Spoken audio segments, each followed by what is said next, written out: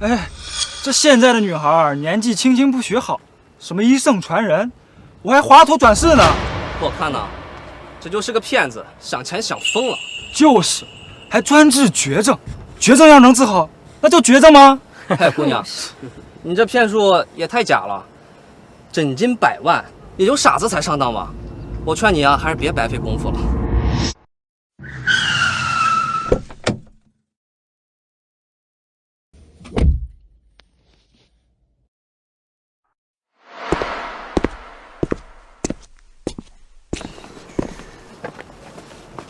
我想请你治一个人。我想请你治一个人。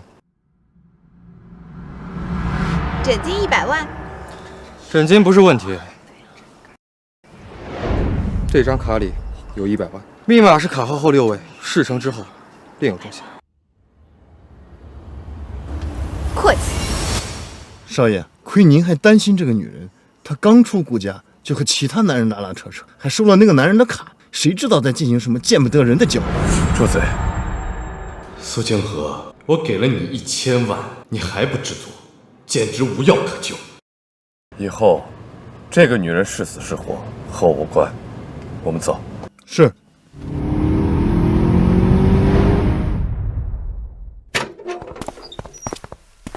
病人在哪里啊？你找我算是找对了，这个世上就没有我救不活的人。苏小姐可真会说笑。我父亲什么病你都不知道，你就确定能治好？只要还有一口气在，我就都能治好。断了气还没死透的，我也有30%把握。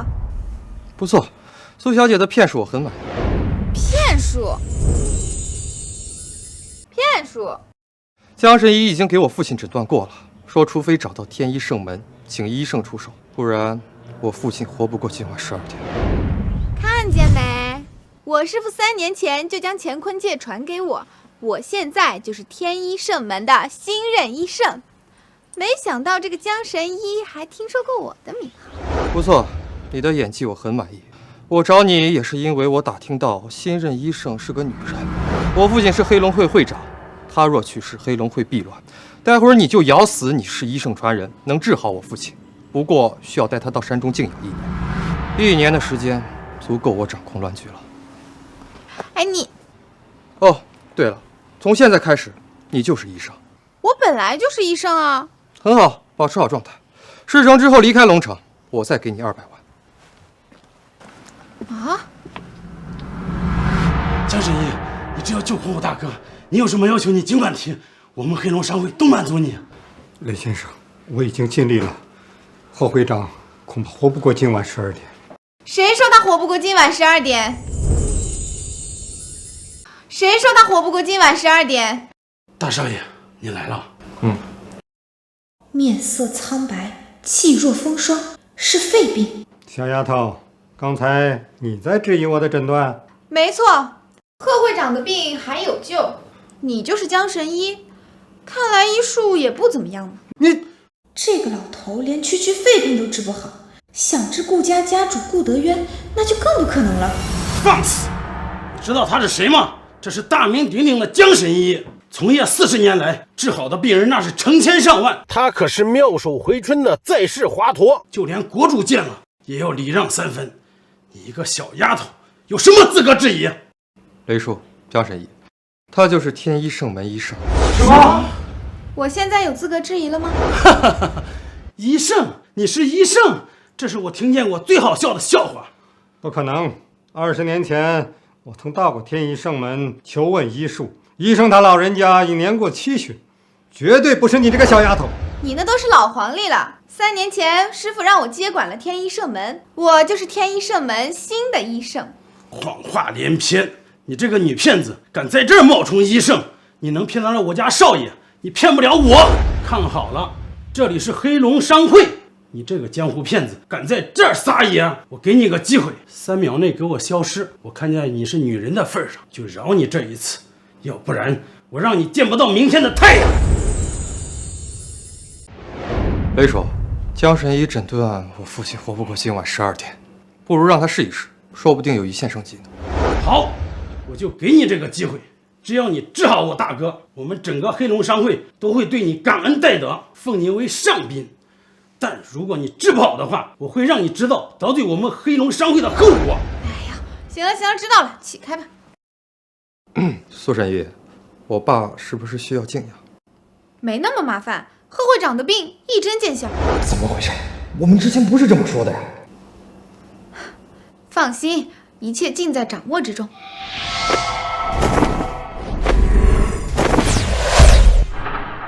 完了，乾坤一针！江神医，什么是乾坤一针？乾坤一针是天一圣门医生秘技，可回阳逆救，可断生死。这么神吗？对呀，可我大哥为什么现在还没醒啊？别急啊，这就要醒了。银针收。爸，爸，大哥，爸，你醒了。贺会长，我来看看。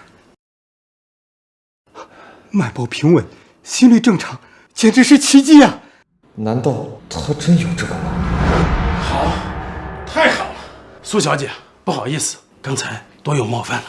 这样，这张卡你拿着，里面有1000万，密码是卡号后6位。钱不是问题，你有什么要求跟我说，我们黑龙商会通通满足你。算了，钱我不要了，方便的话帮我收集点炼丹的灵药就行。哎呀，没问题啊。苏小姐是我贺振明的贵人啊，灵药的事就包在我黑龙会身上。老爷，你可千万不能有事儿啊！你要是走了，我可咋办呀？妈，你放心，爸不会有事的。钟叔，江神医还有多久到？还有5分钟。不用等他了，那个江神医的医术我看过了，他救不活顾家家主。苏清河，我们已经退婚了，你来干什么？顾家家主和我师父交情匪浅，我们确实退婚了，但我不能见死不救。苏清河，你越是这样死缠烂打，我越是厌恶。你就是那个骗子的徒弟。当年你师父骗我家老爷签下婚约，现在你又死缠烂打，趁火打劫，趁我家老爷病重，逼我儿子跟你结婚。你放心，门都没有。顾老夫人，我确实想跟顾景昭成亲双修，但我今天来不是这个目的。顾家家主天人五衰，大限将至，我要再不出手，还有3分钟，他必死无疑。你放肆！居然敢诅咒我家老爷！来人，把他的腿给我打断！慢着，慢着，苏清河，你走吧，我们之间绝无可能。我顾景昭绝对不会娶一个不知礼义廉耻的女人。你现在走，我可以放过你，但你要是执迷不悟的话，就别怪我顾家不客气了。你这男人心眼还挺好，不过眼盲心盲。你爸就快要死了，你还在这啰里吧嗦的，快给我让开！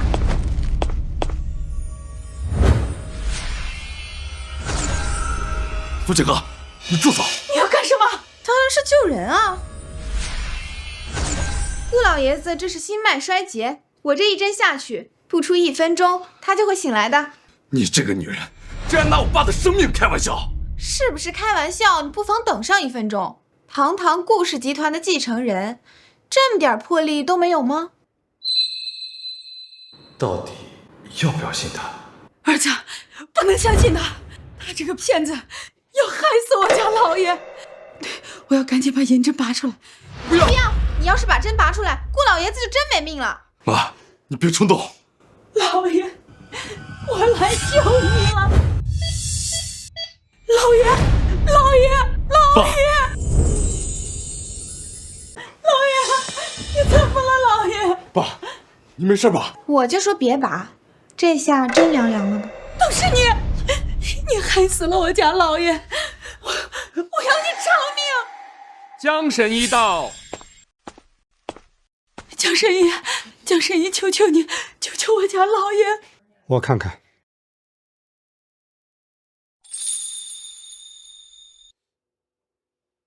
这脉都没了，救不了了。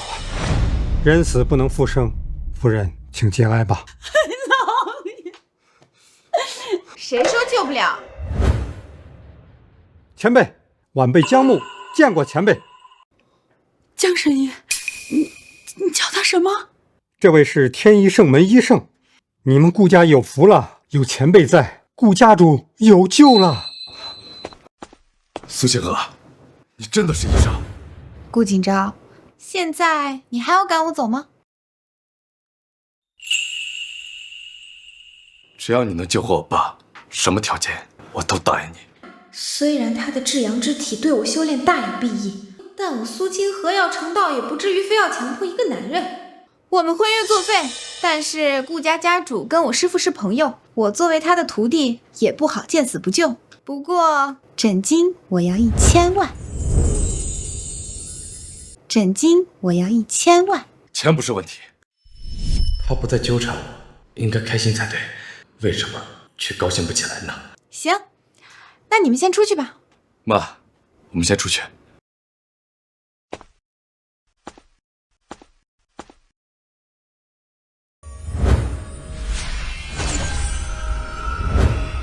前辈，顾老爷都死了，还能救？当然。此术名曰天道九针。没反应啊！3、2、1，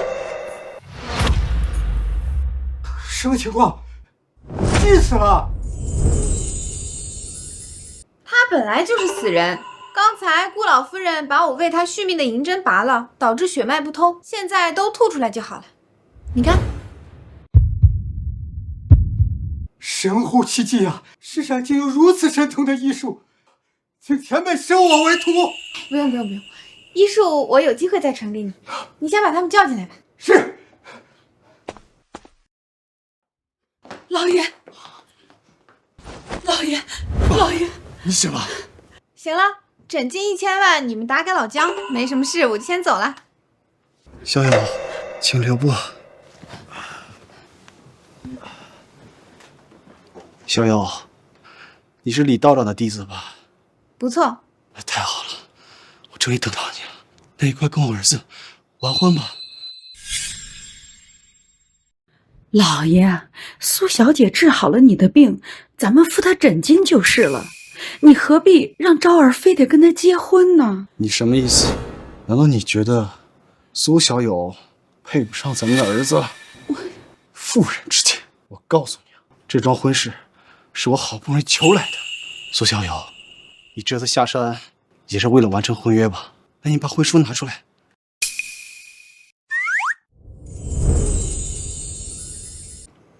顾叔叔，婚书已经被爸，婚书我已经收下了。那太好了，那你们俩可以把证领了吧？好的吧。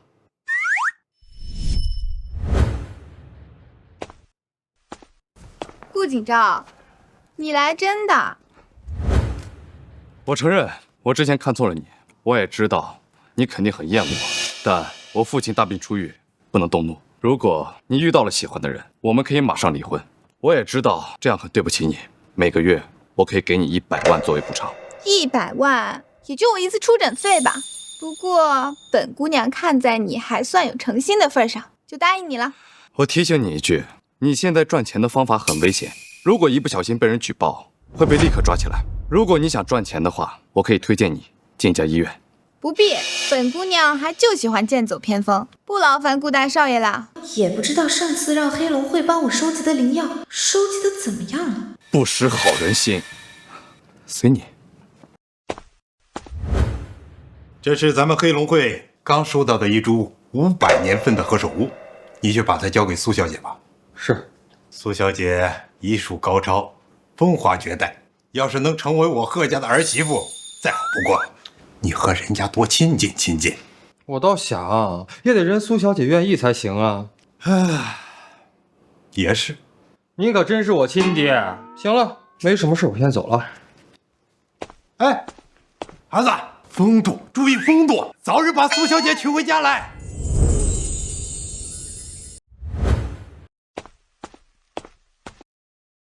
苏清河，你怎么连我上班都要跟着我呀？我看你印堂发黑，近日必有灾祸，过来保护你啊！以后啊，少说点这种封建迷信的话，这种算命看相根本就是不可取的，我也不会信。公司啊，你随便逛，但是第一，不准跟别人透露我们的关系；第二，不准打扰其他员工工作；第三，不准进我办公室。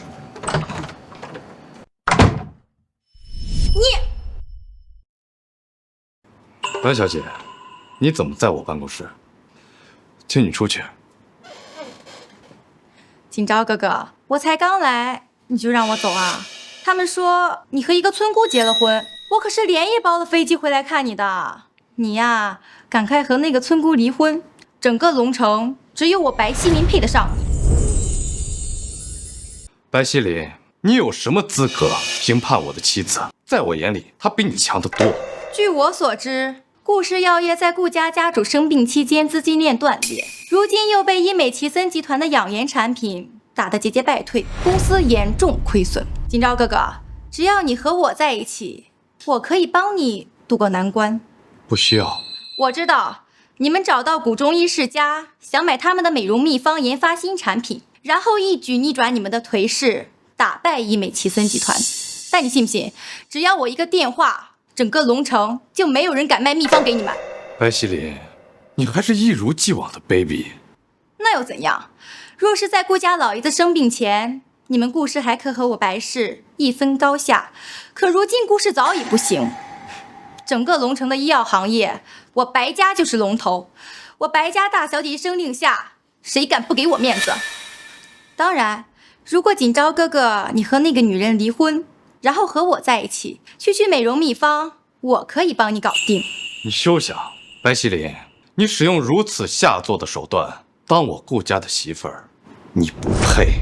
我不配？我喜欢你那么多年，你竟然说我不配？难道我堂堂白家大小姐还比不过一个村姑吗？一定是那个村姑先勾引你的，我要把她大卸八块。谁要把我大卸八块啊？恐怕你没那个能力。你是谁？我是他老婆啊。倒是你，别再想着挖墙脚了，当小三儿可是要遭天谴的。你说谁小三儿？疼，放开我！除了医术，他竟然功夫也这么好。教训一下得了，别闹出人命。好的，老公。你要是再敢这样骚扰我老公，我绝不客气。你知道我是谁吗？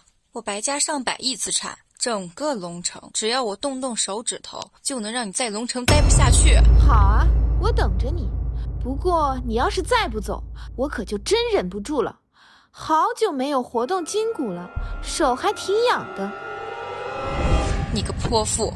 锦昭哥哥，我等你回心转意，你会来找我的。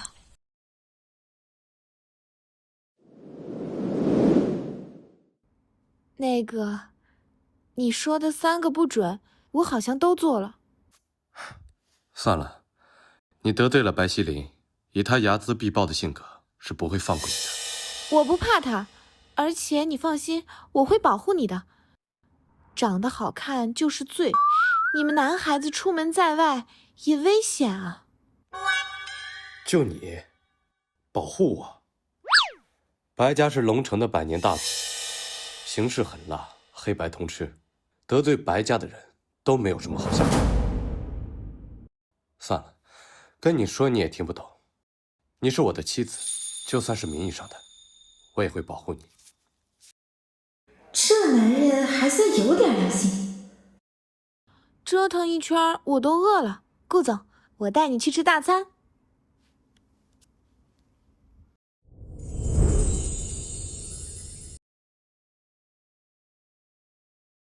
这就是你说的大餐？我顾景昭长这么大，还没被别人带来吃过路边摊。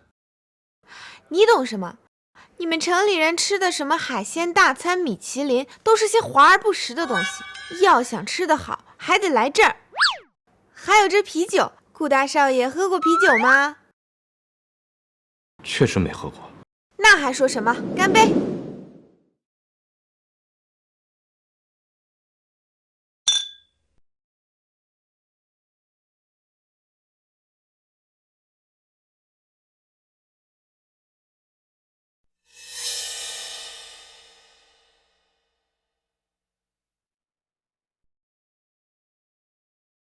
美女，喝一个呀！滚开！他不喝酒，你要是想喝酒，我陪你喝。他们人都示众，你先走。你算个什么东西？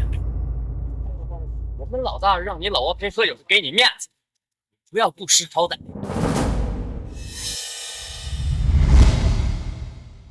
不就是喝酒吗？我和你喝。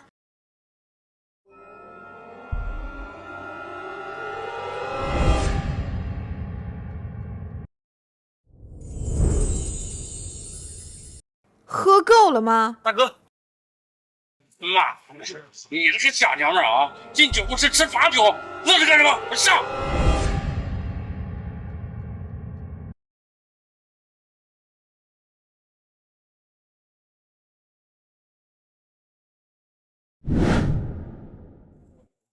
小贱人，知道我是谁吗？我是黑龙会的，你们敢动黑龙会的人，你们死定了！黑龙会很厉害吗？黑龙会会长贺振明见了我也得问声好，你算什么东西？敢威胁我？黑龙会掌握着整个龙城最大的黑道势力，就连白家也要忌他3分。他怎么会认识贺振明？放肆！竟敢对会长不敬，你死定了！不过，如果你肯主动现身，我还是愿意考虑放过你，还有你养的小白脸儿。找死！我看你是不见棺材不落泪。喂，荷花路小吃街有人挑事，等着。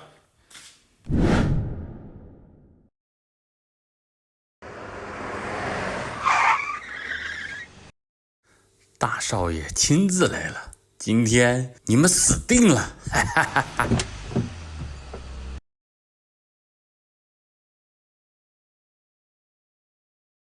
是他。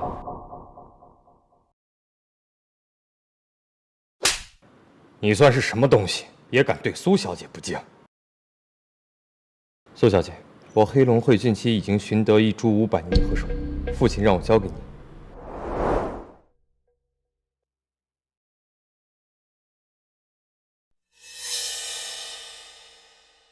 不错。至于此人行事龌龊，还敢对苏小姐不敬，邢轩必当为黑龙会清理门户。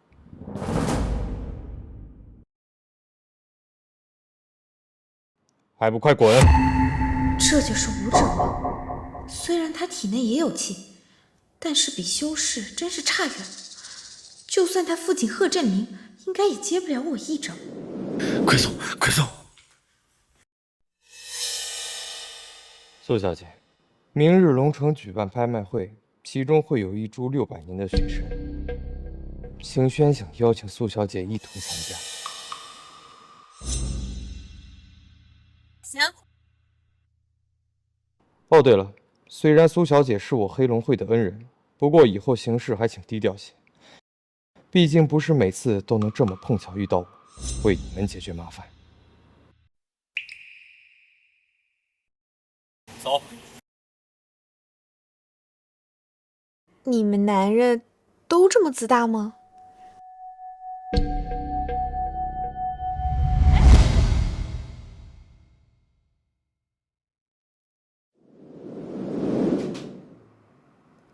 哎，才几瓶啤酒就喝成这样，你酒量也太差了吧！才几瓶啤酒醉成这样，酒量也太差了吧！我没醉，你的房间，那个，我警告你，不是酒饭店。你什么意思啊？我们是合法夫妻，睡在一起又怎么了？再说了，你的至阳之体太过强烈，必须与我双修才能破命格。苏清河，你就别编了，你就是馋本少爷的身体。不过，像你这种水性杨花的女人，我顾景昭是不会喜欢的，不会喜欢的啊！我怎么水性杨花了？什么跟什么？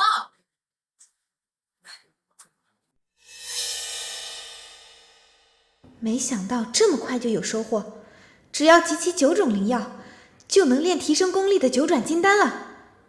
要是能和顾景昭双修，醉成这样也没办法配合了。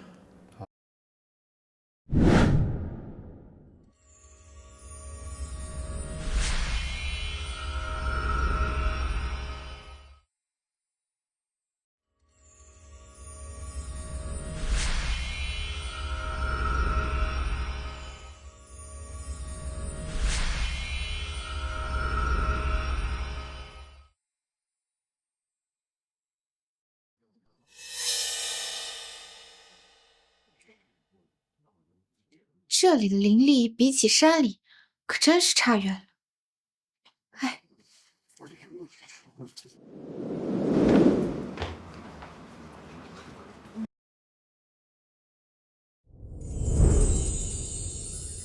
愣着等什么？过来吃饭。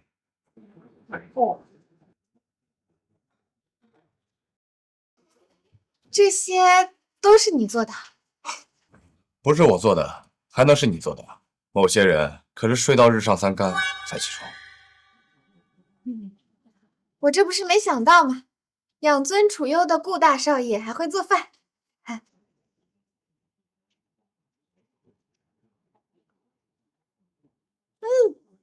还这么好吃。在国外留学的时候，随便学了学，做饭嘛，也没什么难的。对了，今天我要和赵家去洽谈美容药方的事情，你就别跟着我了。不就是美容药方吗？不要。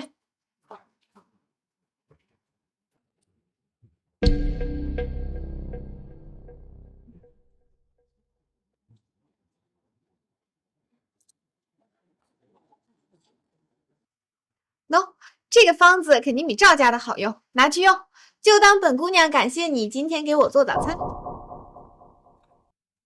赵家的白玉伞可是价值500万，你随便抽一张破卫生纸，就说价值远超白玉伞。原来你要买的是白玉伞啊！这个定颜丹的方子价值可比白玉伞高好几个档次呢。苏清河，你就别说大话了，你有一手医术。找个医院工作，脚踏实地，比现在好高骛远强。你试试嘛，说不定是真的呢。你的这份药方，我会找专家鉴定，到时候是真是假，一看便知。好了，我先走了。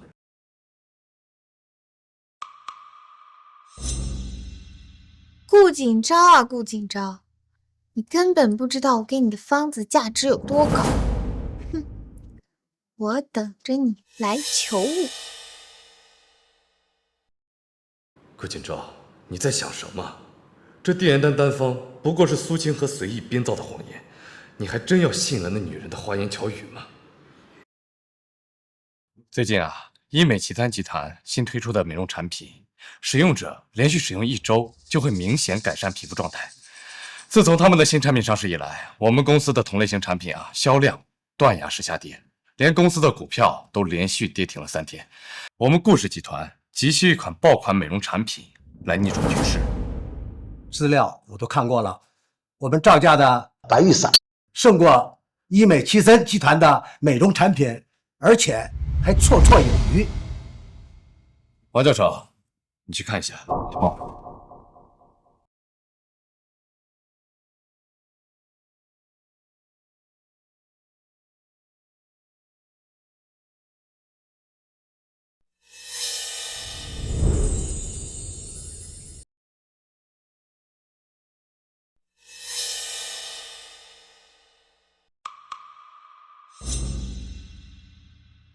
顾总，这确实是明朝宫廷妃子御用的白玉伞呐，它具有极强的抗皱、美白、祛斑的效果。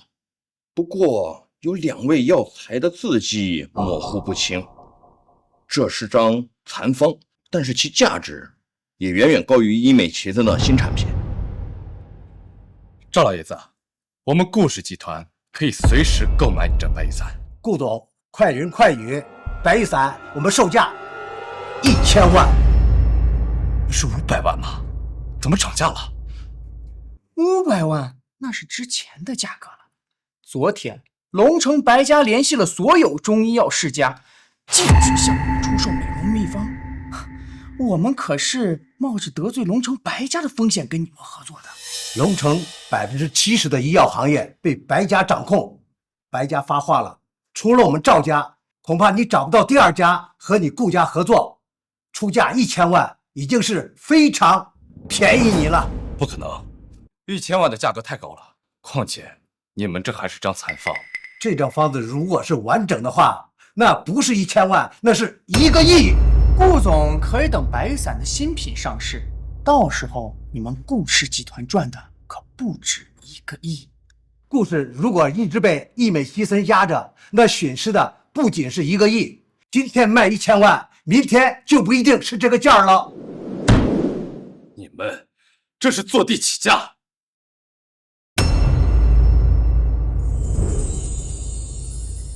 好，那就不要买了。再说，又不是只有你们一家要买，我相信医美奇森集团对我们的白玉伞也挺感兴趣的。少华，我们走。等一下，赵老爷子，价格我们可以再谈。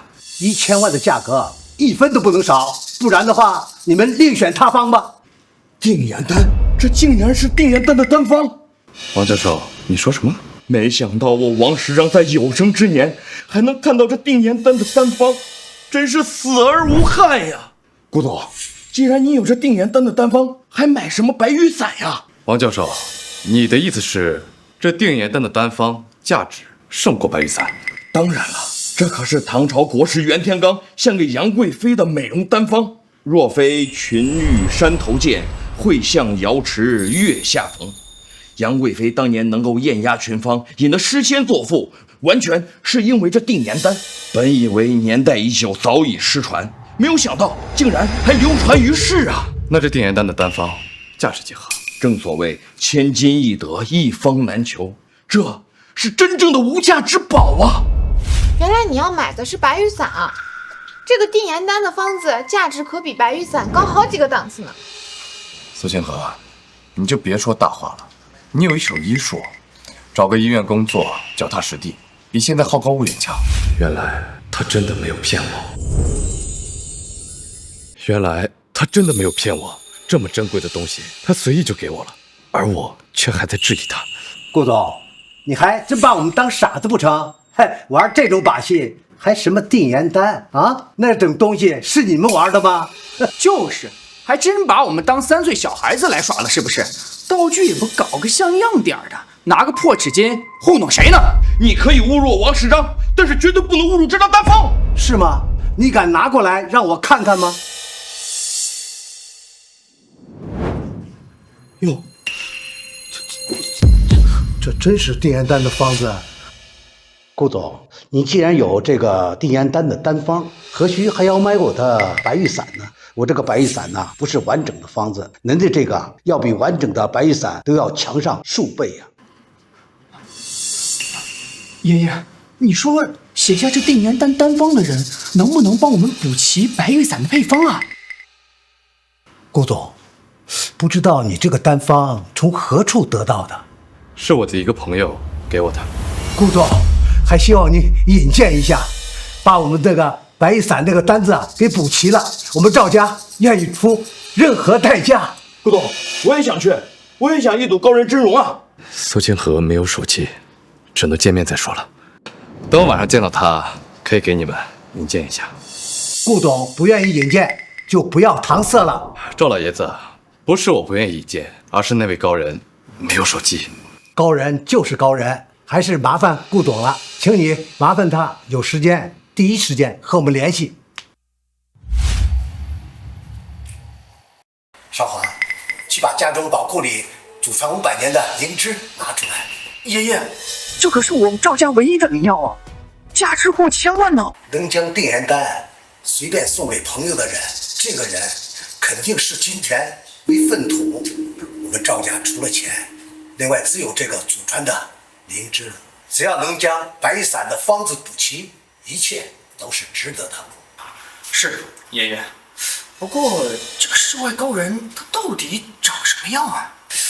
这个人，他不用手机，定是远历红尘、仙风道骨的隐士。袁绍，那不是飞龙会的少当家吗？他怎么也来拍卖会？他旁边那女人是谁啊？长得可真漂亮，这么漂亮的妞配贺行轩，真是有鲜花插在你手上。这位小姐，你长得可真美啊！等拍卖会结束，不知能否邀美人共进晚餐啊？莲啊，你又想干什么？苏小姐，不是茫然之辈。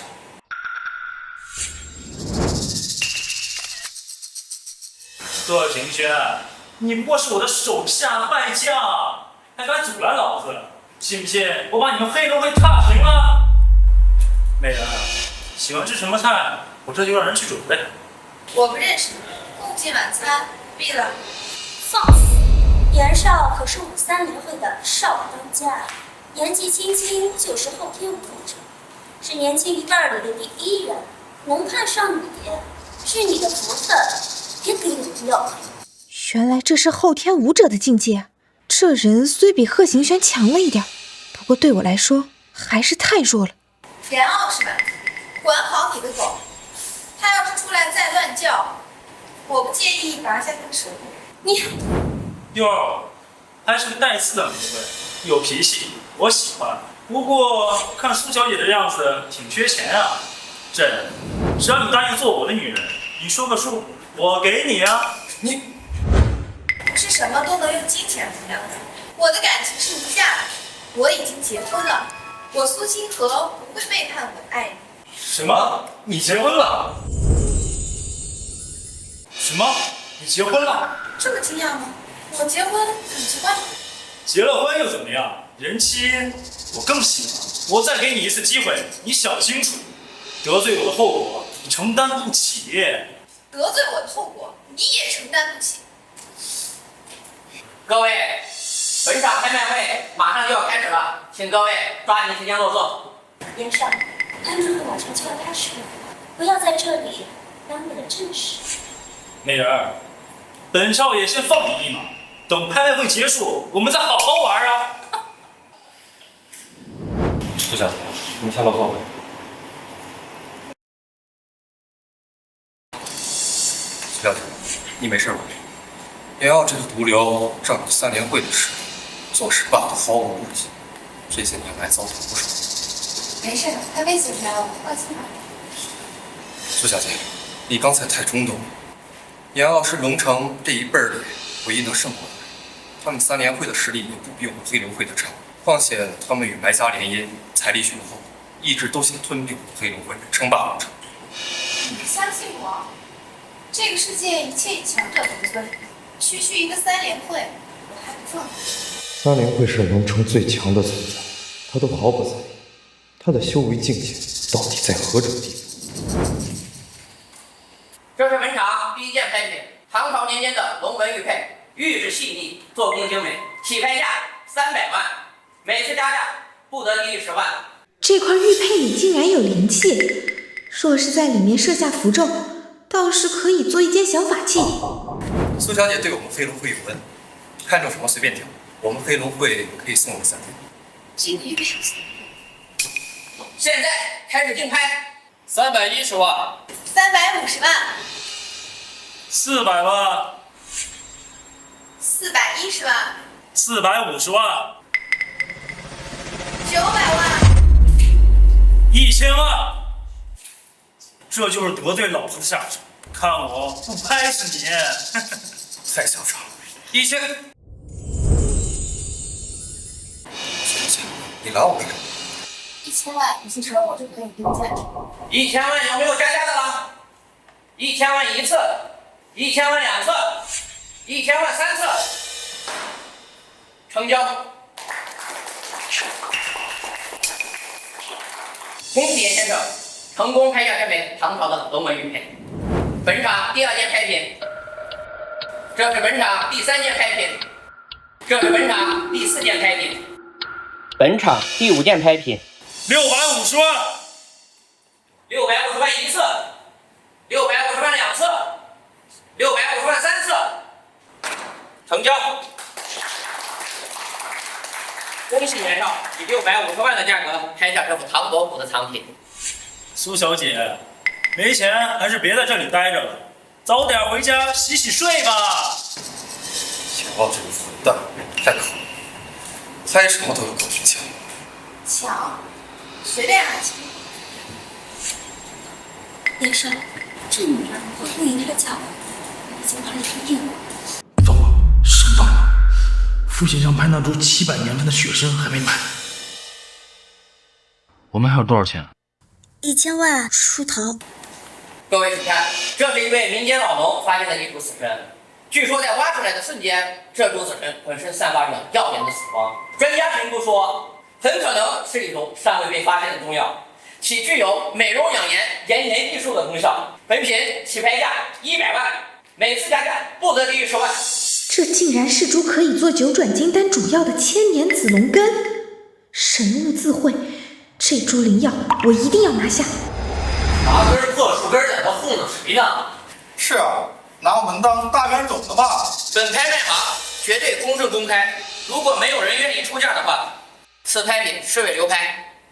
虽然在座的各位都不缺这100万，但这骗人的东西，谁会上当？100万。苏小姐，这就是在废品，您拍它做啥？我自己说。100万，还有没有继续加价的？袁绍，刚才加价不是很厉害吗？继续跟呀！没钱还是回家洗洗睡吧。袁绍，这女人明显是故意挑衅。你要是真花几百万跟她签一个泡沫棍，这要是传出去了，不成龙城笑柄了。100万一次，100万2次，100万3次，成交。恭喜这位女士成功拍下这株死参。你要不上当，苏小姐，您花100万拍下个这么破的玩意儿，你哪想不出来？这下丢人丢大了。美人无脑，这话一点也没错。贺晴轩，你好歹也是飞龙会的大少爷，以后不要带这种蠢笨的女人来这种场合了。不过也对，毕竟是个没见过世面的女人，花100万买一根破烧火棍当宝贝，真让人笑掉大牙。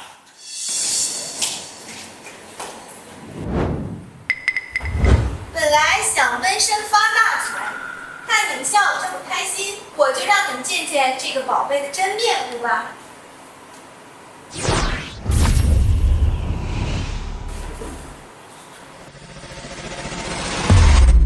这确实不是什么紫参，而是一株千年紫龙根，食之可增寿20年，不是什么烧火棍。袁绍，不要拿你的无知当做卖萌的资本哦。什么？可以增寿20年？小姐，我愿意出价1个亿买下它。1个亿还好意思提？这位小姐，我愿意出价5个亿。不好意思，这株紫龙根我有重用，不卖。天才地宝，有德之人居之。我让你有命买，没命用。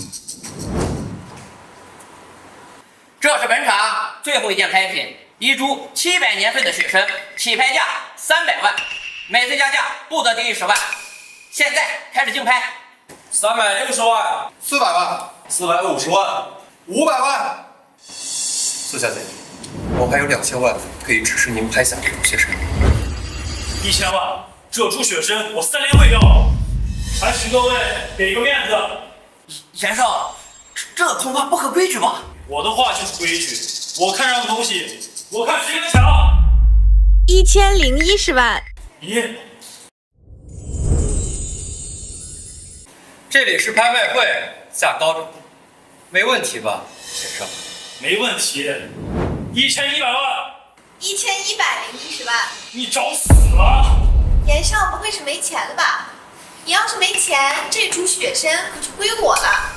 如果这样的话，我们刘家愿意资助袁绍500万，我们黄家也愿意资助袁绍500万。好，2000万。2010万。2100万。 2110万。 2000。少，2000万已经超出了这雪山的价值，况且这女人每次只加10万，我看她就是存心有心脏。我知道，这株雪参对我父亲极为重要，我们必须拿下。至于那个小婊子，迟早让他连本带利的给我还回来。2200万。 2210万。 2500万，你继续跟啊！苏小姐，我还可以让家里再打一笔钱。不用了，既然严少愿意用溢价500万的价格买下这株雪参，那我就成人之美了。你玩我！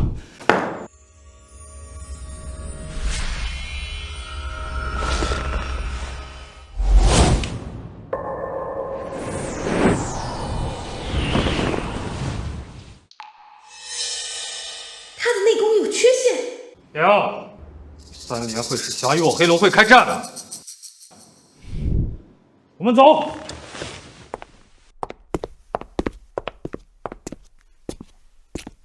苏小姐，3联会形势很大，严耀也不是你能招惹的。逼迫你行事还是低调为主。我已经很低调了。哎，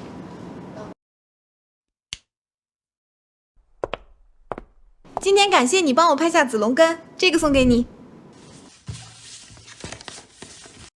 这是什么？好东西。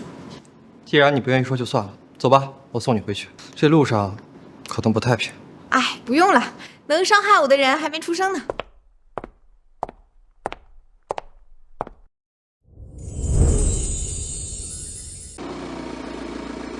苏小姐得罪了严傲，还带着紫龙根，3联会一定不会放过她。她虽然行事张扬，但毕竟是黑龙会的恩人，不能坐视不管。掉头。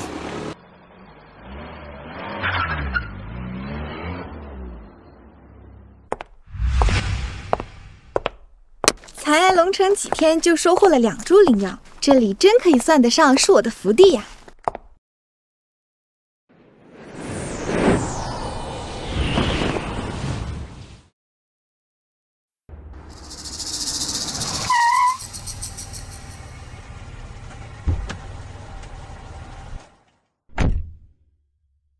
光天化日之下想杀人啊！苏清河，我给你了你不要，既然不愿意做我的女人，就下地狱去吧。我严傲想要的东西得不到就毁掉。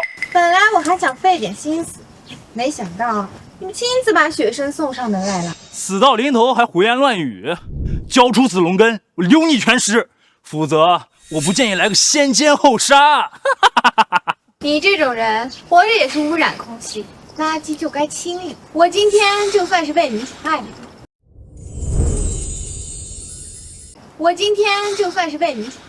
就你，贺寻轩在的时候我还忌惮2分，现在就你一个，等会儿叫破喉咙也没用。你知道什么是后天舞者吗？我动动手指就能碾死你。后天舞者算什么东西？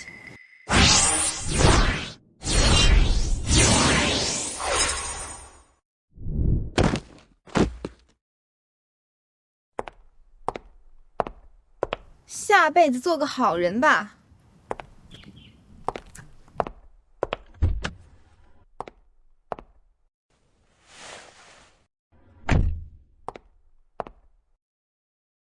第3位。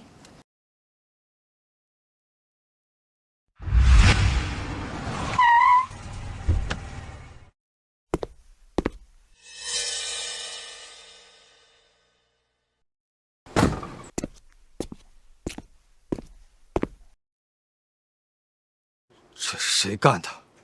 龙城要变天了！什么？3联会死了1队人？是，而且全部都是瞬间秒杀，没有一丝反抗痕迹。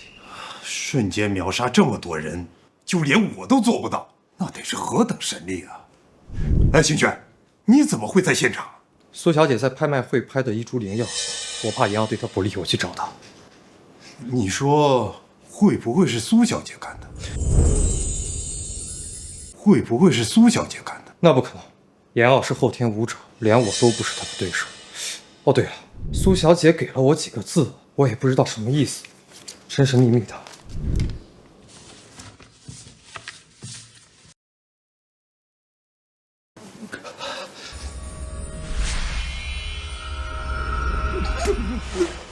爸，你怎么了？我终于打通人脉了。宝贝，这是咱们黑龙18手的宝贝。星轩，咱们黑龙18手先天有缺，最多止步于后天圆满。如今苏小姐帮我们补全了内功心法，为父终于可以一窥先天武者之境了。爸，苏小姐怎么知道我们家的功法先天有缺？难道今天的事情真的是她？我就跟你说过，苏小姐实力非凡，你还不信？苏小姐的救命之恩尚未偿还，如今又帮我们黑龙会补全黑龙18手，这大恩大德无以回报啊！咱们黑龙会只有加大力度，全力为苏小姐收集灵药才行啊！是。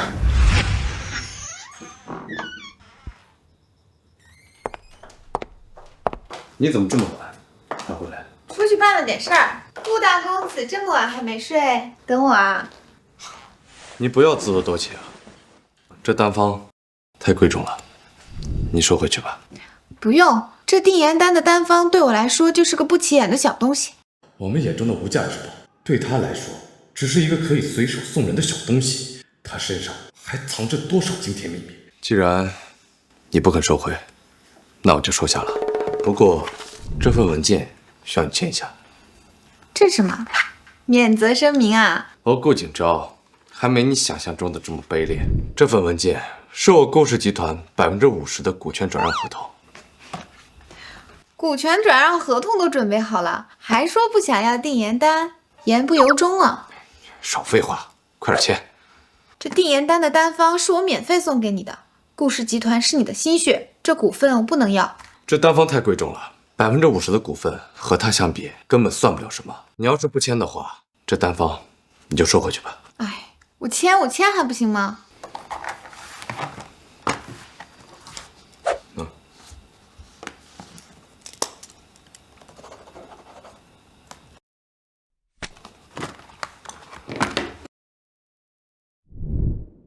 这是什么？给你的手机，天天联系不上你，太麻烦了。谢啦。这男人还挺好，就是嘴硬。对了，赵家的人想要见你，想让你帮忙补齐白玉伞的药方，你要去吗？去。上门送钱的，我为什么不去？不过除了这些，就没有什么额外奖励吗？你想要什么额外奖励？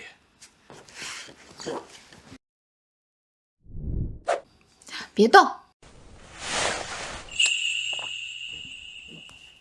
这女人，你是我老公，先给你盖个章。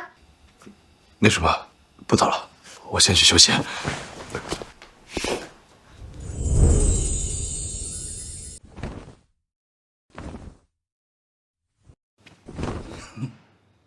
3联会，给我全部出动！查，给我查！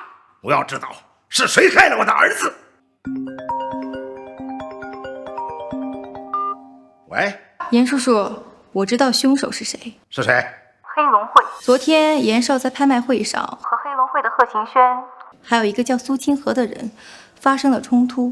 刚好我有一个朋友在现场，就拍了几张照片。唉，没想到严少离开了拍卖会，就遭人残害。确定是黑龙会？虽然严少遇害的地方没有监控，但是在附近的街道监控里面发现了贺行轩的车。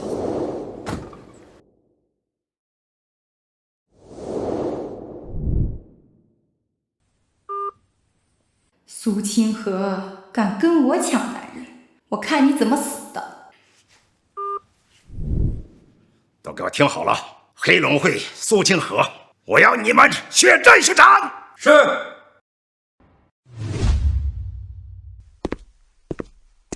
这些都是你做的？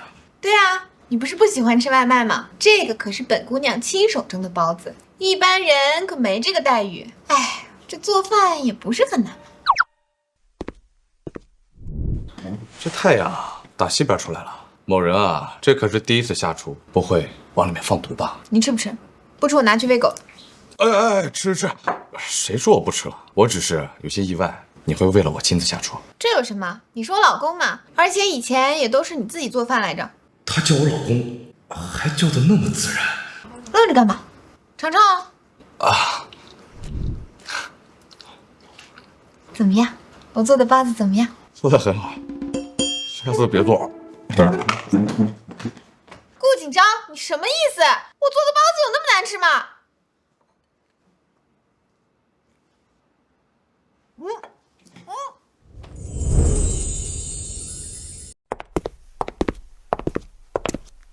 带我来这儿干什么？你的电研方救了顾氏，我承认我之前对你有所误会，我们可以试着相处一下。这男人还嘴硬，对我动心了吧？我就说没人能抵抗住我苏清河的魅力。好的，老公。啊，那什么，你们女人不是都喜欢买吗？喜欢什么就买下来。况且你作为顾家的媳妇儿，未来啊要跟我参加各种场合，这些啊都要置办。来，试试这个。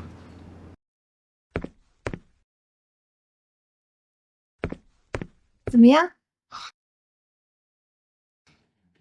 好。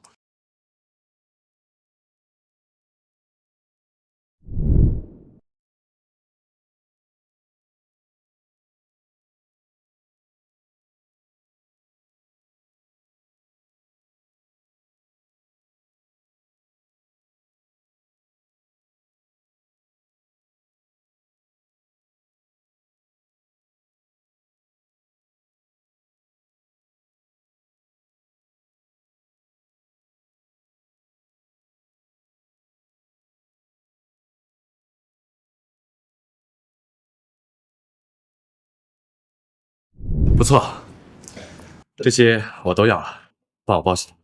好的，先生。干嘛买这么多？这算什么？走，我带你看看首饰。还买啊？这个钻石项链怎么样？这个还行。服务员，帮我包起来。又是你这个女人！这条钻石项链明明是我先看上的，还有你锦昭哥哥，这么久也不来看我，怕不是被这个贱人给迷惑住了吧？白希林，我警告你，你别乱说话。我们已经结婚了，她现在是我顾家的媳妇儿。顾家媳妇儿，锦昭哥哥，你别傻了，你把她当做妻子，她可没把你当回事儿。这个女人背着你在外面勾三搭四呢。你说什么？看，锦昭，你听我解释。解释就是掩饰。像你这种朝三暮四的女人啊，放在古代可是要被进猪笼的。你住嘴！你敢打我？你敢打我？锦昭哥哥，你看他这不是做贼心虚吗？你相信我，我没有背叛你。所以那天晚上你晚回家，就是和这个男人在一起。苏清河，你太让人失望了。哎，锦昭哥哥。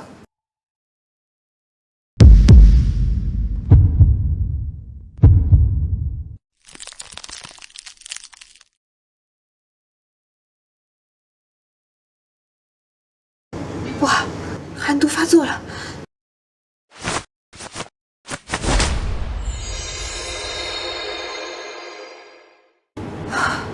阴气逆行，我基因肢体的生死劫就要到了，看来炼丹和双修的速度要加快了。锦昭哥哥，你等等我。苏清河那种不守妇道的女人，根本不值得你为她付出真心。只有我才是真正爱你的人。只要你肯愿意跟她离婚，我们白家就立刻停止攻击顾氏产业。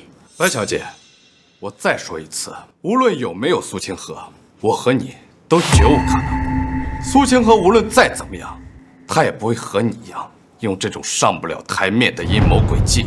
苏清河他到底给你下了什么迷魂药？他都出轨了，你还帮他说好话？只要我们一日没离婚，她就是我顾家的媳妇儿，我顾景昭的妻子。至于苏清河是否出轨，我自会调查清楚，不劳你费心。苏清河，给我查清楚，苏清河在拍卖会上接触了哪些人，说了什么，做了什么。是顾总。寒毒发作的频率越来越快了，我要尽快收集到剩下的6株灵药，根治我的基因之体。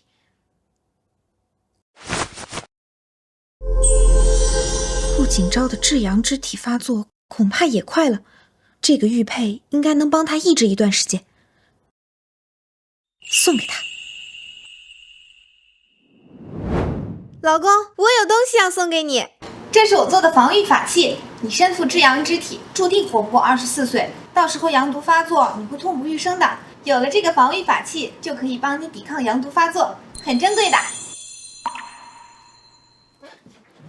苏清河，你到底在胡言乱语什么啊？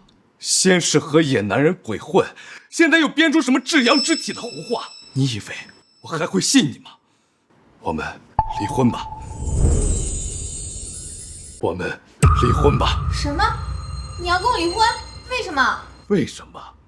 你先是对婚姻不忠，被我揭穿后，又拿了块玉佩来哄骗我。那块玉佩充满杂质，你以为我是傻子吗？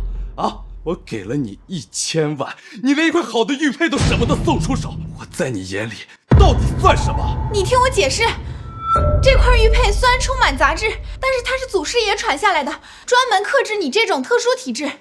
而且我跟贺行轩在一起，就是为了买灵药。你我身负极阴至阳之体，这既是上天的恩赐，也是上天的诅咒。要想根治，只有你我双修才行。荒唐！苏清河，你知不知道廉耻？我一提到离婚，就拿双修的幌子想要和我上床，好坐实你顾太太的身份。你真是太卑劣了！你越是这样，我越是厌恶你。不好，至阳之体要发作了。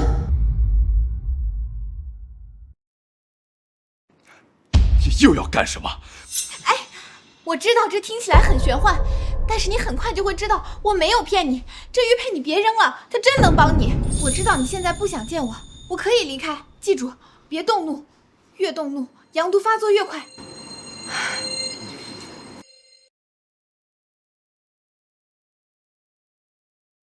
苏清河，你究竟要骗我到什么时候？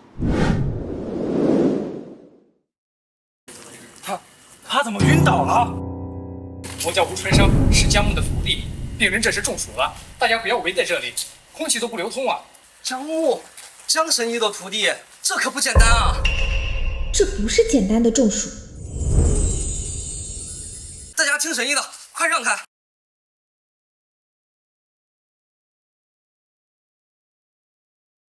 你这一针下去，这位小哥可就没命喽。姑娘，你也懂医术？还行，比你强点。哗众取宠，你算什么东西？也敢质疑江神医的徒弟？要是耽误了神医救人，你赔得起吗？比我强点。你是哪个学校的学生？我可能还教过你的老师吧，连中暑都不会治。我倒要听听你是谁带出来的学生。这种医生出来，那不是害人吗？你这透天凉针法确实能治中暑，不过你的老师没教过你，中医一途最重要的就是实证呢。我行医数十载，救人无数，病人就是中暑，我还能看错不成？你这个小丫头片子，再敢胡说八道，我让人开除你的学籍。行医数十载，你就没看到病人嘴唇发白，是外热内寒之症，这确实是中暑没错，可是他是先感冒后中暑，你这一针下去，虽然能泄他中暑之火，可是也把病人抵御风寒的阳气给泄没喽。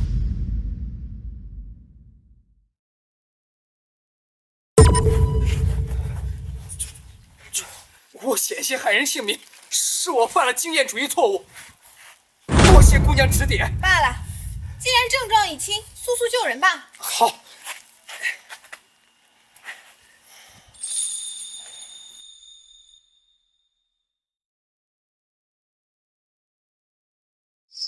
杏花，杏花，真醒了，还真有本事啊！是你救了我，惭愧了，救你的不是我，是这位姑娘。你要谢就谢她吧。没事，你感冒了就别出来乱跑了，以后也要多注意身体。谢谢谢谢，糟了，我的外卖要超时了。哎，大家都散了吧，散了吧。姑娘留步。有事儿？姑娘，我看你医学基础扎实，论断严谨，不知有没有兴趣跟我学针灸啊？我跟你学啊？胡推生，你放小屁！我好不容易发现一个好苗子能够传授我的针术，怎么的？这姑娘是你的徒弟？就你那点破三脚猫的医术，也好意思教我师祖？徒儿降临，拜见师祖。哎，等等，他是你师祖？江林，怎么可能？我怎么没有听师傅说起过？你游历外国刚刚回来，当然不知道。那他也不可能是咱师祖啊！他这为师，咱师祖会天道九针。天道九针，拜见师祖。师祖，请喝茶。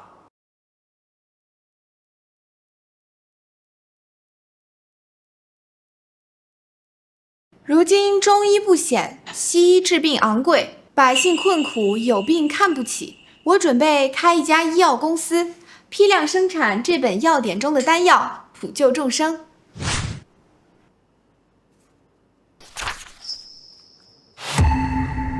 师祖，这是失传已有的药方，还有重症、绝症和急症的医疗方案。我中医复兴有望，我中华儿女再也不用受病痛的折磨了。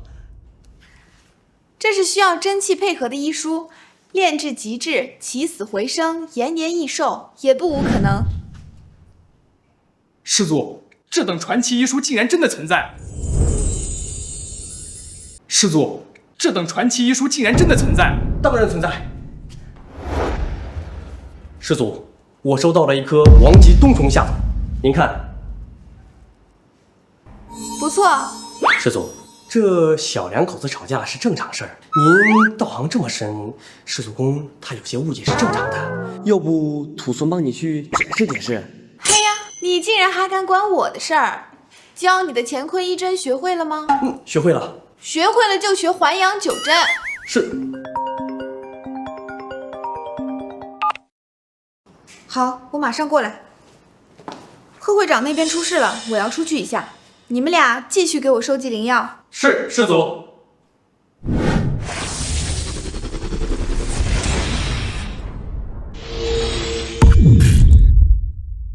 爸。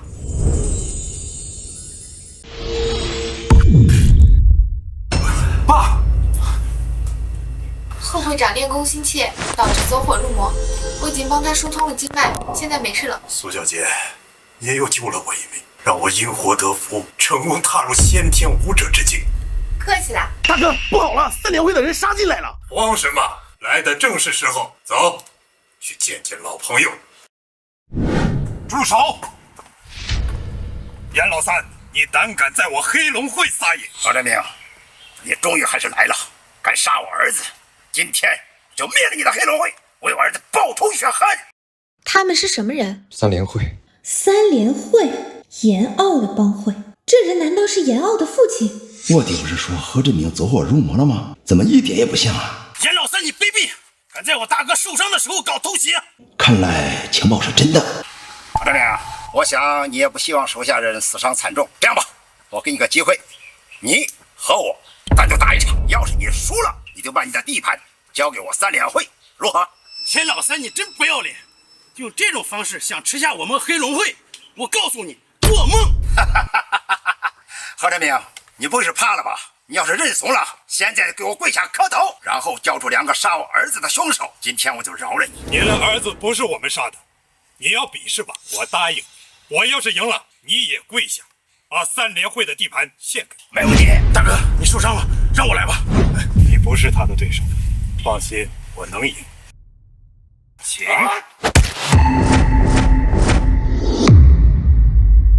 无耻！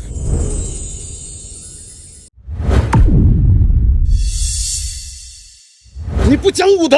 我让你偷袭，你不是受伤了吗？我很好，苏小姐不仅治好了我的走火入魔，还让我成功踏入先天武者之境。大哥，你步入先天了。先天？今天算我认怂了。我们走。站住！严老三，你是不是忘记什么？愿赌服输，给我跪下，献出3联会的地盘，带着你的人滚出龙城。好，算你狠！爸，大哥。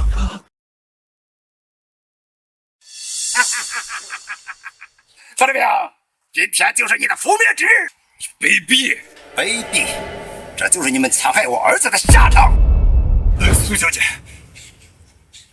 严老三，你的儿子是我们杀的，跟苏小姐没有关系。苏小姐，你快走！今天你们谁都别想走，我不管你们谁是凶手，统统得死！人是我杀的，你儿子为了一株灵药，半路劫杀，强取豪夺。他死有余辜，他要灵药，你给他不就行了吗？竟敢杀我儿子，去死吧！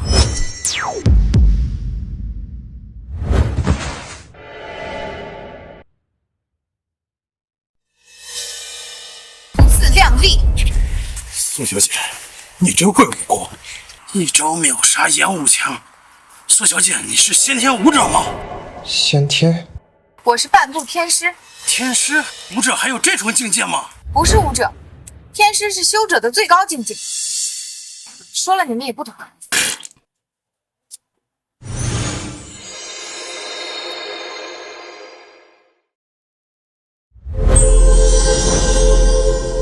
我已经输送灵力为你疗伤，你回去随便涂点药就好。你们尽快把3联会收编吧。同志投降！投降！黑龙会能度过这次危机，全靠苏小姐力挽狂澜。今后龙城地下，愿称苏小姐为尊。愿称苏小姐为尊。这是干嘛呀？我不喜欢这个。你要是真感谢我，那就多帮我收集几株灵药吧。既然如此，那我便把3联会的资产折现交给苏小姐。那就多谢何家家主了。没有什么事儿，那我就先走了。苏小姐，且慢。苏小姐，你看我家这不成器的小子怎么样？他呀，早就喜欢苏小姐了，就是不好意思开口。什么？什么？可是我已经结婚了。你结婚了？哎呀，爸，您就别乱点鸳鸯谱了。我承认，我之前对苏小姐确实有好感，但是在拍卖会的时候，她已经明确拒绝过我。她说对自己爱的人忠贞不渝，我哪还敢有非分之想呀？苏小姐，不好意思，爸他。不是你这臭小子，我早说。苏小姐，这天色也不早了，今晚就在这儿住下吧。好。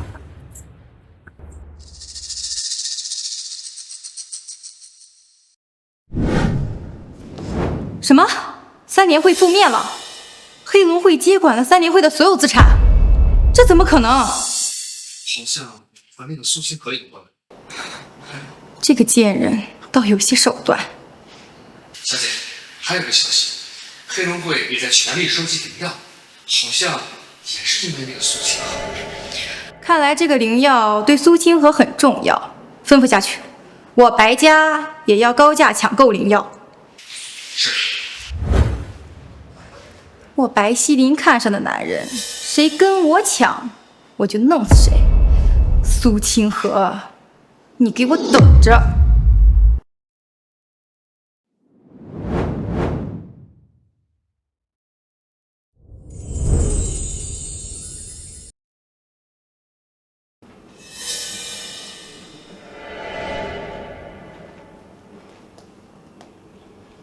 老不死的东西，命可真硬！我在副会长位上等了那么多年，你竟然将黑龙会交给一个外人。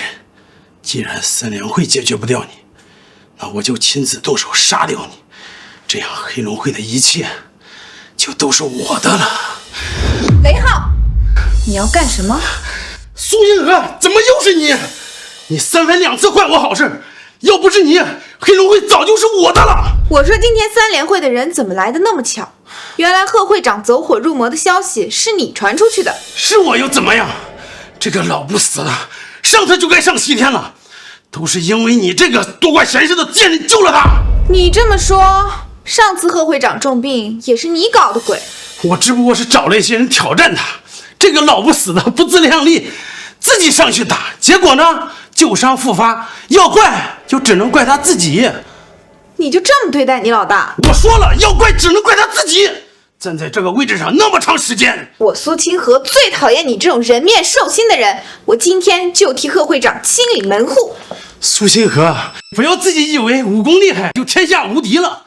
猜猜是你快，还是枪快？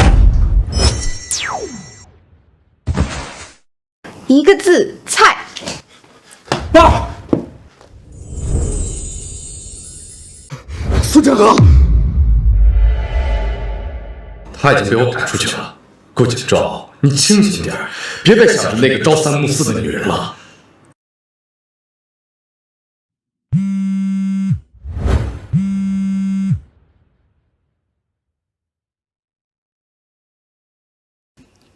什么？查到了？也许在你眼里，一切都可以用金钱衡量，但在我眼里，感情是无价的。我已经结婚了，我苏清河绝不会背叛我的爱人。原来他真的没有背叛我，是我误会他了。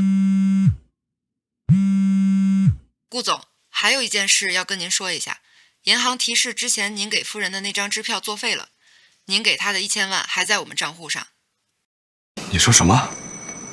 我找保洁确认过了，那天苏小姐就把咱们给她的支票撕碎扔在垃圾桶里了。我堂堂天一圣门传人，稀罕你这1000万？我给了你1000万，你连一块好的玉佩都舍不得送出手，我在你眼里到底算什么？我没有背叛你，你相信我。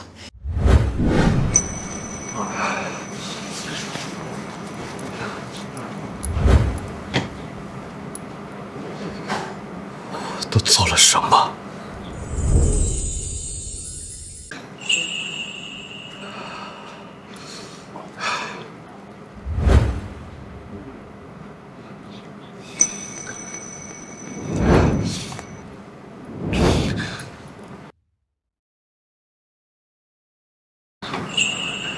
清河，对不起，是我做错了，我一定很让你失望了。苏小姐，这次多亏了你，不然昨晚老夫就死在雷浩那个叛徒手里。真没想到雷浩竟然是叛徒，他可是我们黑龙会的元老。知人知面不知心，如今黑龙会收编了3联会，他可能是害怕之前的事情暴露，才会对贺家主痛下杀手。这种人面兽心的东西，死有余辜。你可是我们黑龙会的大恩人呐，如今又帮我们铲除了雷浩这个隐患，老夫真不知道该怎么感谢您了。咱们这交情，说什么谢不谢的。你有空多帮我收集几株灵药就行。喂，老姜，顾景昭，我还有事得先走了，你们忙吧。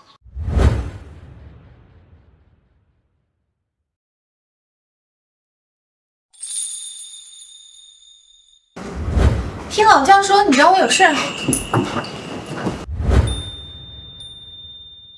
对不起，都是我的错，我不该怀疑你，误会你。还有，其实你送给我的礼物我很喜欢，谢谢你送给我这个。清河，你可以原谅我吗？他叫我清河。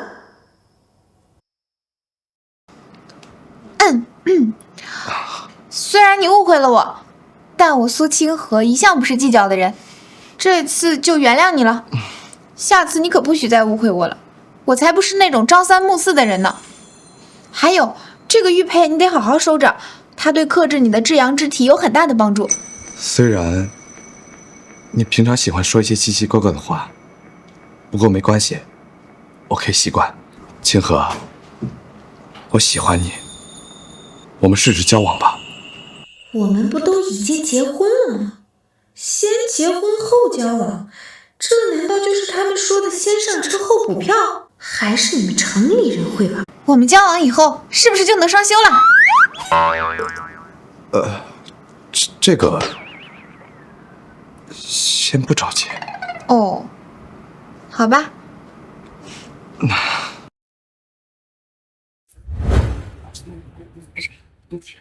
老公，你上班干嘛还非得带上我呀？今天啊，赵家的人过来找你补齐他们的白雨伞药方。这点事打个电话就行了，至于让我过来一趟吗？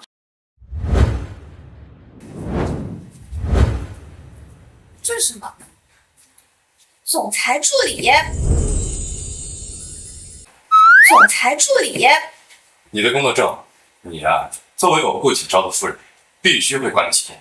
先跟着我做个助理，先学学。我堂堂天一圣文医圣，居然给你做助理，也太屈才了吧！那就再坚持保健人生。10分钟后，我有个客人，你陪我起。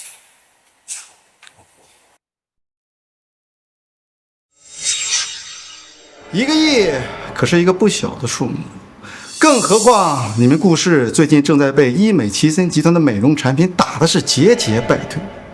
对不起，你们的贷款风险很大，我的行批不了。钱行长，最近啊，我们集团研制了新的产品，初步测试效果非常好，只要能够资金到位，投入生产，一定啊可以问鼎制药业。白家的白大小姐放话要针对你们顾氏集团，我其实呢也并不看好你们。不过，钱行长有什么要求，您尽管提。那我就不客气了。顾总是龙城的青年才俊，身边的秘书又长得貌美如花。如果你能答应把他送给我，让我与美人共度良宵，我相信这1个亿的贷款应该没问题。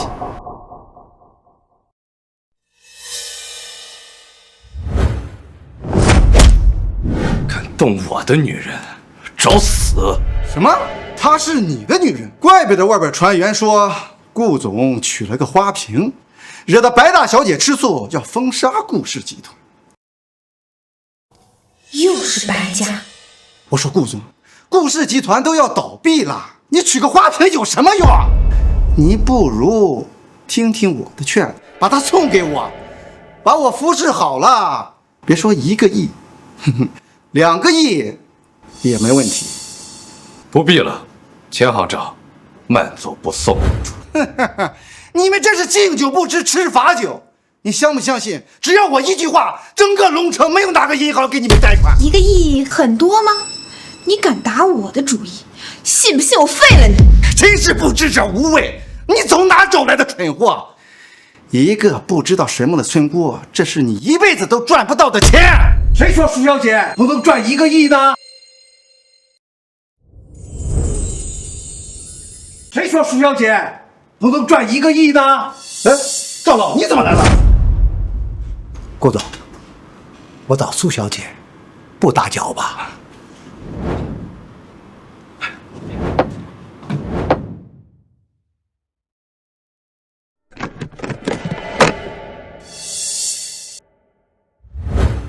苏小姐，如果你能帮助我们赵家补全白羽伞药方，我们愿献上赵家的半数财产和祖传灵芝。多少？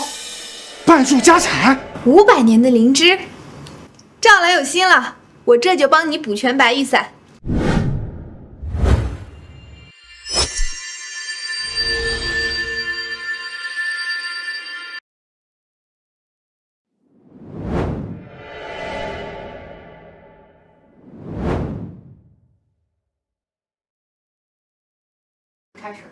列祖列宗在上，白羽伞终于补全了。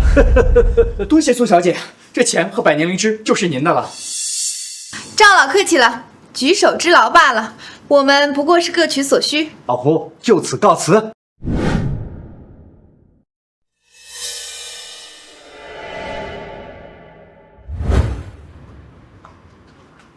苏小姐，您走得太急了。3联会的资产已经点清了，父亲让我送给你。3联会的资产已经点清了，父亲让我送给你。哦，对了，这个是从3联会的仓库里找出来的一株天山雪莲，我想着您可能会需要，我就直接带过来了。天山雪莲，谢了。哎呀，这么一会儿就赚了这么多钱，钱行长，1个亿很多吗？怎么可能？你一个乡下来的小姑娘，怎么可能有那么多大人物对你垂青？他们怎么可能给你那么多钱？假的，这一切全是假的！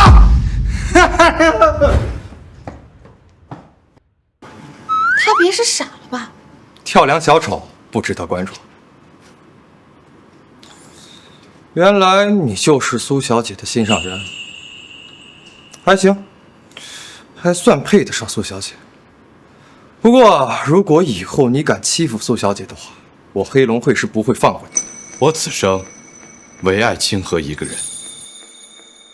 这张卡里有很多钱，你们拿着。师祖，你在哪儿弄这么多钱？这你就不用管了。我要求把这笔钱尽快投入到药典丹药的研发和生产当中。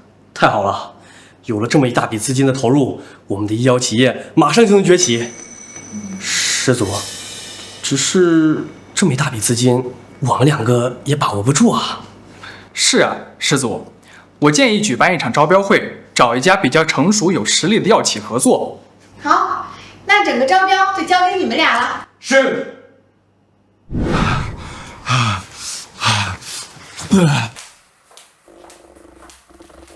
顾锦昭，顾锦昭，锦昭，你怎么了？是啊，我好热。哇，阳毒发作了。你怎么了？热。哇，阳毒发作了。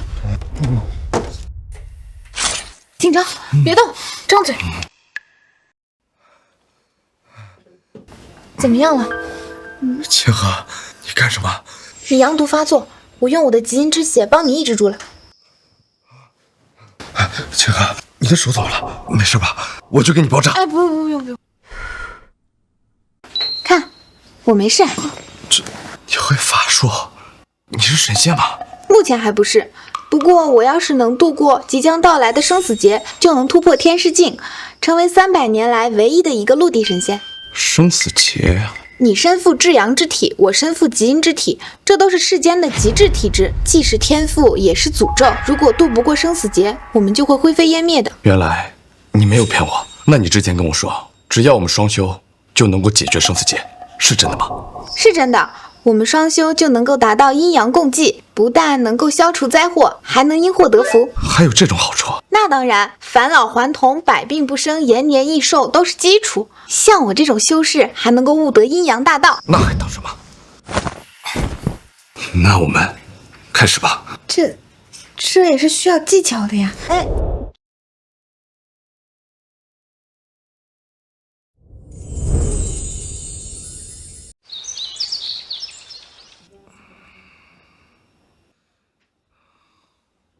老婆，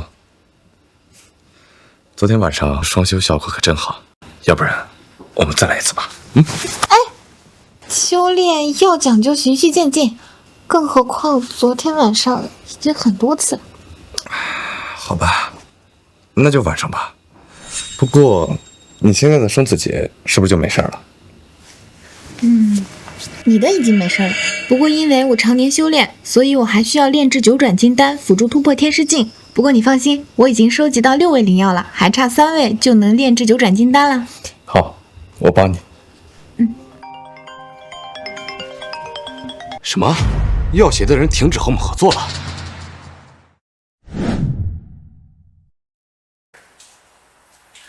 既然药协不合作，我们换一家就好了。咱们集团啊，药量巨大，药房根本跟不起，况且还有一些珍药材，只有药协有，根本绕不开。钱会长，你好，我是顾氏集团的顾锦昭。客套就不必了，你们只有5分钟的时间，说吧，找我有什么事儿？秦会长是吧？你迟到了快1个小时，现在连一句道歉都没有，还说只给顾总5分钟的时间，你不觉得太失礼了吗？顾总，这位是谁呀？苏清河，我的助理。既然是助理，那就管好你的嘴。我的时间很宝贵，没有时间浪费在你身上。秦会长，谁都有求人的时候，保不准有一天你还得求到我们头上呢。我还是劝你放尊重一点。这就是你们求人的态度。既然这样，我看也没有必要谈下去了。秦会长留步，这件事儿真的没有回转的余地了吗？你还有3分钟。秦会长，我们想请您继续给顾氏集团供药。你们顾氏集团一直在走下坡路，随时都有破产的可能。我们药协供才有限，药供也是供给那些优秀的企业，除非什么？除非你们加价30%，并且是现金，我就把药材供给你们。这是趁火打劫，秦会长，我们集团马上有新品上市，只要上市，一定能够问鼎龙城，甚至全球。我不想听你在这画大饼，我跟你说实话吧，是白氏集团要针对顾氏。白家在龙城的地位很大，我没有必要因为一个快破产的公司去得罪白家。好，我马上过去。秦会长，你相信我，我没有给你画大饼。你的时间到了。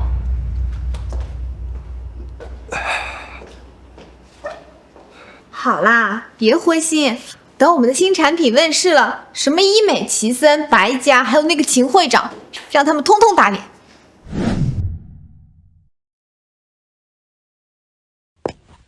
老刘，女儿怎么样了？小晴正在做手术。李医生，我女儿怎么样了？病人是先天性心脏病，现在情况十分危险。秦会长，先把字签了吧。病危通知书。李医生，真的有这么严重吗？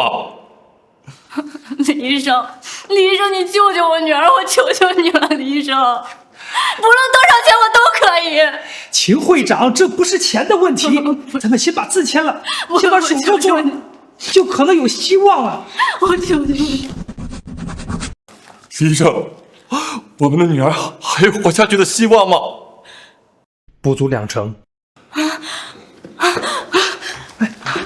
小晴，你没了让妈妈怎么活呀？老婆，我突然想到一个人能够救我们的女儿。谁？苏清河。顾总，这位是谁呀？苏清河，我的助理。苏清河，我怎么不知道？医学界还有这么个人物。我也是听朋友说的，之前黑龙会贺会长的绝症就是他治好的。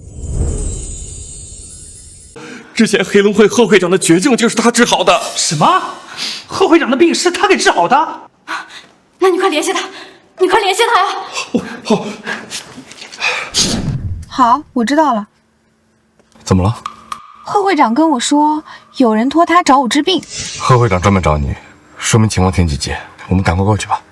别急，你知道找我的人是谁吗？就是那个拒绝我们的秦会长的女儿重病了。医者仁心，虽然他们拒绝了我，但我相信啊，你不会舍得让一个无辜的人丧命的。老婆，我们去救人吧。好，那我们现在就去人民医院。怎么是你们？我说了，我是不会和顾氏集团合作的。你们居然敢跟踪我，信不信我找人把你们抓起来？跟踪？我们可没那时间跟踪你。没跟踪，那你们怎么来医院了？当然是有人求我来的，你说是吧？你是苏神医？我叫苏清河。要是托贺会长找我的人是你，那我应该就是你口中的苏神医吧？苏神医，救救我们女儿吧！不是，你是苏神医？老刘，你是不是搞错了？他只不过是顾景昭的一个助理，怎么可能是苏神医啊？就是啊，一个小毛丫头还敢自称是神医？小丫头，你上过医学院吗？你有行医资格证吗？这手术室可不是谁都有资格进来的。你说的这些我都没有，可苏神医不是你们自己叫的吗？而且找我帮忙的人是你们，我可还没答应呢。鉴于你们这个态度，人我不救了。苏神医，我给你道歉。秦玄愣着干嘛？快给苏神医道歉啊！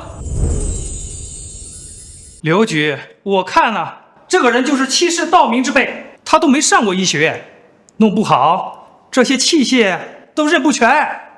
学中医要认识那玩意儿？中医能治病吗？中医不过就是保健养生这一套吗？就是，像这种疑难杂症，中医根本派不上用场。中医出来治病的时候，西医的祖宗还没出生呢。别拿你们的无知出来卖弄。你们都闭嘴！贺会长岂会骗我？秦雪，赶紧给苏学义道歉。还有你，李医生，西医治不好贺会长的病，中医能，你有什么资格诋毁中医啊？不行，小晴的病不能再拖了，死马当活马医吧。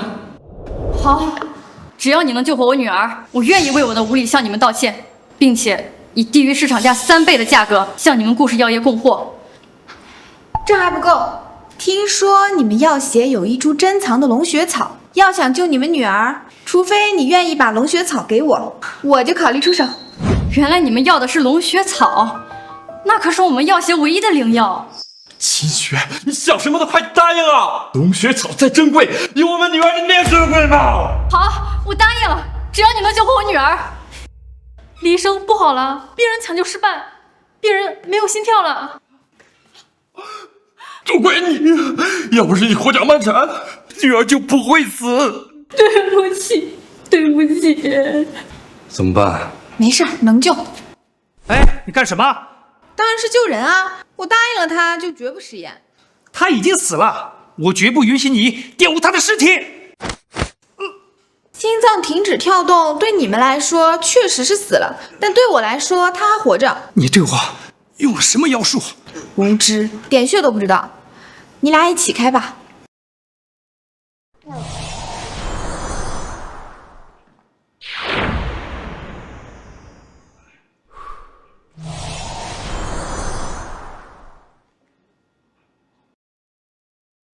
病人活了！不可能！你到底是人还是鬼？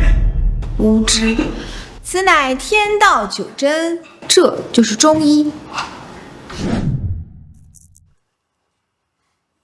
已经集齐7味灵药，还差2味就能炼成9转金丹了，我就能度过生死劫。老婆，谢谢你，有药协给我们供给药材啊，我们的新产品一定起飞。新产品大爆，恭喜啊，顾总！这啊，都是你的单方的功劳。来，看看这个，这不是我投资的医药公司吗？顾氏集团也要竞标这次的医药项目吗？我们顾氏集团这几年虽然一直在走下坡路，但是基本的实力还是有的。加上这次生产定元丹的经验，我们可以考虑加大生产其他药品。这次啊，可是个大项目，只要能够接手，就能超过白家。最近太忙了，我竟然忘了告诉景昭，天门集团是我投资的。算了，那就让我给他个惊喜吧。这天门集团是什么时候冒出来的？这么多钱，真是大手笔，比咱们龙城首富都有钱。这不是顾氏集团的顾总吗？一个走下坡路的公司也敢来竞争这项目啊！向总，话不能这么说，这顾氏曾经也算是辉煌一时，只不过那都是曾经了。现在的顾氏恐怕是不行了。就是。没有实力，还非要来凑什么热闹？这项目恐怕非白大小姐莫属啦。到时候恐怕白家的资产要翻上一番，白总吃肉可要分我们一些汤喝呀。承蒙大家看得起，没问题。景昭哥哥，你要是愿意和你旁边这个女人离婚，这个项目我就加上顾氏集团好了。不需要。白希林，你可还没有拿到项目，就在这里大放厥词？放肆！你算个什么东西？这里有你说话的份吗？白家是龙城第1大家族，资产上百亿，掌握着龙城70%的医药份额。这个项目不给白家，难道给你们一个快破产公司吗？没错，我已经决定将项目交给顾氏集团。你们不是爱拍白家的马屁吗？那你们可以一起滚了。清河，你说什么呢？一个小小的助理也敢在这儿大放厥词？果然，花瓶就是花瓶。景昭哥哥，这么没脑子的女人，你也敢娶回家？在这种场合哗众取宠也不嫌丢人的。苏清河，你看清楚了，这这台下可没有你的位置。台下确实没有我的位置，因为我的位置在这里。苏清河，这可是你自己作死！放肆！天门集团董事长的位置你也敢坐？保安呢？把他给我扔出去！天门集团代表江林、吴春生到。天门集团的2个代表竟然是江神医的后人和高普，你跟他吵什么吵？这个女人大闹招标会，还妄想窃取天门集团董事长的座位，我们正准备找保安把她赶出去呢。放肆！既然敢对天门集团董事长不敬，你们的资格被取消了。听到没有，苏清河，你们赶紧给我滚蛋！说的是你。江林拜见董事长。吴春生拜见董事长。他竟然是天门集团董事长！我宣布，天门集团的医药项目交给顾氏集团，此次招标会正式结束。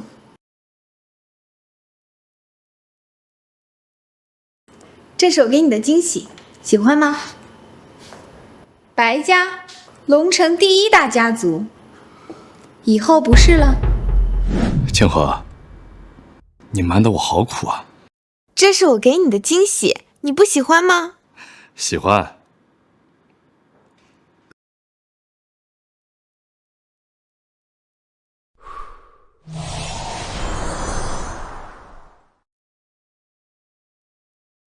清河，你没事吧？寒气外溢，生死劫将至，没事，就差2味灵药了，很快就能凑齐。我已经动用顾家全部力量去寻找了，一定能找到。贱人！白希林，你又在狗叫什么？贱人！我白家药企被人举报违规生产，股市崩盘，我白家100年企业濒临破产，说是不是你做的？是我做的又怎么样？你们白家药业为了牟利，违规使用不合格的药材，违规生产，不知害了多少人命。像你们这样没有良心的药企，早就该破产了。我只是做了一个合法的公民应该做的事。苏清河，我当初就不应该放过你。你先是抢走了景昭哥哥，现在又毁了我的一切，你去死吧！苏总，你没事吧？多行不义必自毙，你落到这个下场是你罪有应得。